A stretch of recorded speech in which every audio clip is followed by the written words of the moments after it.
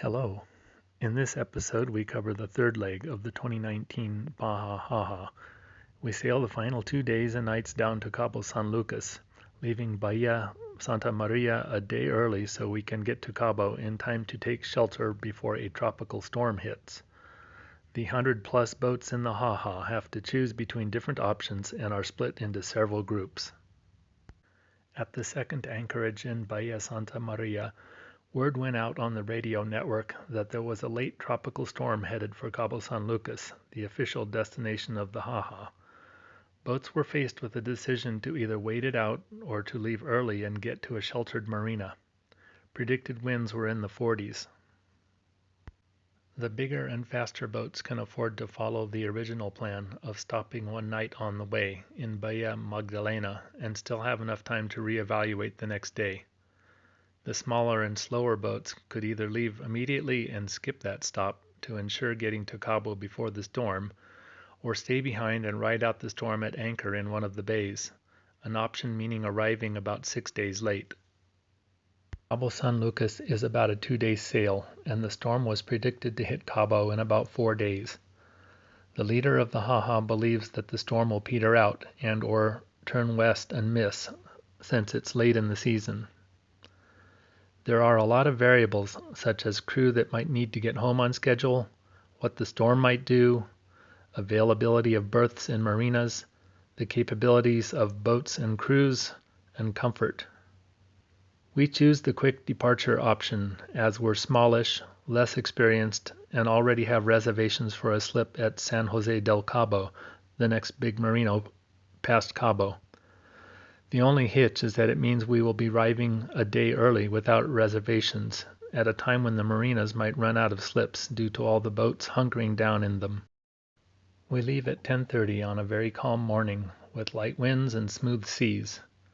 For expediency, we motor straight out and raise our white sails, the main and the jib, about an hour later.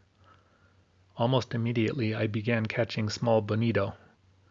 I quickly catch 4 in total, but throw them all back, hoping for better fish further out. I quit fishing, not wanting to injure them unnecessarily. I do try later, but I don't catch any more fish all day, not even bonito. At 1 o'clock, we decide we're tired of rolling side to side so much and would prefer to put up the asymmetrical and sail a little off the wind. So we do that. It's not as direct, but it's faster sailing and more comfortable. We only managed 2.5 to 6 knots all day, but we appear to be making just as good progress as other boats going down the coast. It's a pretty leisurely day, so we take the opportunity to try to figure out what's wrong with the wind vane. It just doesn't seem to want to follow the wind. The paddle wants to fall to one side and turn the boat, even though it seems to be balanced. In the end, we have to give up, which is really frustrating because it would be so nice to have it. The autopilot makes a constant whirring and clicking noise and uses up enough battery power that we have to run the engine for a little bit every day to charge the batteries. We can still see the mountains of the coastline, and it slowly goes by.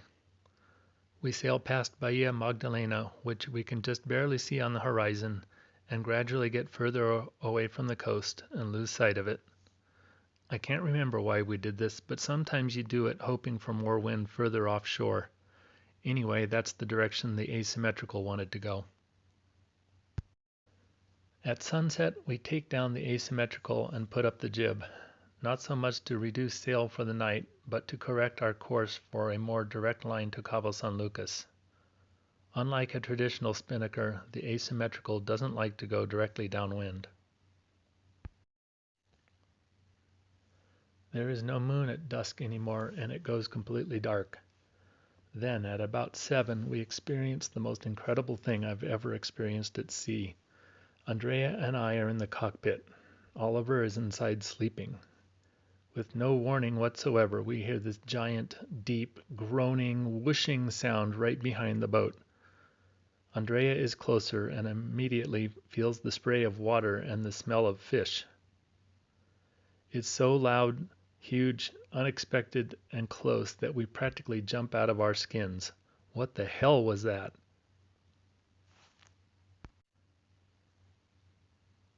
But then, a few moments later, there's another somewhere nearby, out there in the darkness. Then another. Then I see one. Whales. Big ones. Right next to us, all around us. We're in the middle of a pod of what we were later told were probably blue whales. We're right in the middle of them, and it's a total fluke. They're probably passing us up, but their course is almost identical to ours, and they're with us for about 5 minutes. Andrea runs down and rouses Oliver, but by the time they get back, the whales are disappearing. We have trouble convincing Oliver that it wasn't dolphins. We all stare into the blackness, and there's just nothing. I go inside and start making burritos. By that time, the nearly full moon comes up, and Oliver gets his turn. Dolphins. I've lost my night vision at that point, though, and they're gone before I can get used to the dark again. That night, and even more so the next, we begin to see cruise ships coming up from Cabo. They are like floating cities, and because of the curvature of the earth, the upper decks appear first, and the city gradually rises out of the sea. The really odd and slightly scary thing about that is that you can't tell what direction they're going at first. You find that you never quite relax until they really get obvious. My log notes that it's t-shirt temperatures, wind 6 knots, and very small seas. We're less than a day from the finish. Oliver has the first watch, Andrea the second, and I am the third from 2 to 5 a.m. There's just barely enough light to see, and I start to see dolphins appear from right under the boat. They sweep up close, have their look, then dive again, or shoot forward and disappear. I sit looking over the side and can only just see them, quick glimpses of an alien race that has developed warp drive while we're still in biplanes. The second day of the third leg was relatively unremarkable. Steady progress, but slow. Low winds, long engine runs, most of it with the mainsail up and trimmed tight and flat to dampen the rolling. We see more frigate birds and flying fish. We see one bird swoop down to catch a fish. Amazing. They have the greatest wingspan to weight ratio of any bird in the world. They apparently can soar for weeks at a time, but they have to pick their food from the surface. They can't take off from the water, so if they hit, they die. Our ETA now starts to narrow down. We are expecting a 2 a.m. arrival at the waypoint for our turn towards the port. There's no need for any speed. We throttle back, and I only raise the RPM to 2100 for 5 minutes every hour to clear out the engine. It will be Andrea's watch when we get there. Oliver can stay up a little longer to help with any sail changes, and I'll get up to help with anchoring when we arrive. We'll be anchoring in the dark, off a beach with little more than the depth sounder to guide us. 0400 hours, anchor down. We've arrived.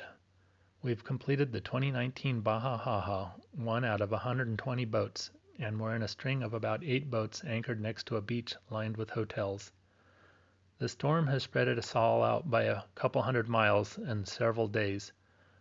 We've gone 11 days without cell service, stores, towns, lights, much of it alone at sea with no land in sight. And now we're parked 150 feet from tiki torches, stages, and shade umbrellas. It's a good thing it's 4 in the morning, or we would have landed right smack in the middle of party boats, stage shows, and multiple live bands. But the water is smooth, calm, and quiet, and everyone can sleep at the same time for as long as they want. There's cell service again, but for some reason I don't feel the need to catch up.